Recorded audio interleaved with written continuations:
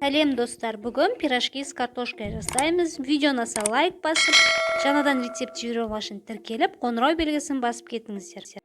Бірінші тұз саламыз. Дрожж салып, жылы сүтпен араластырамыз.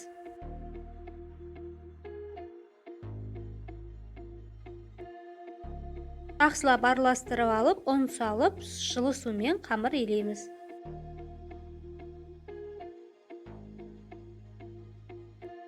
Қамырымызға сұйық май қосып, жақсылап араластырып, жылы жерге қойып қоямыз. Қамырымыз көтерілу керек.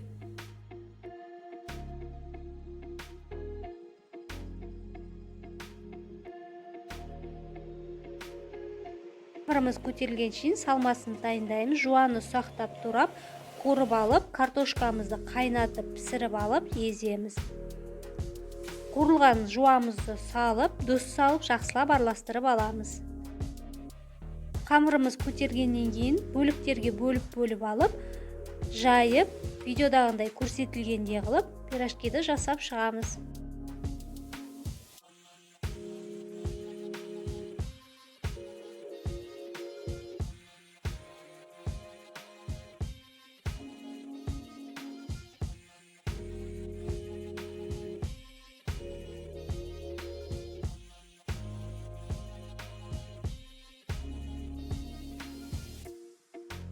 Пирожкиімізді дайындап алып, майды қыздырып, екі жағын қуырып аламыз.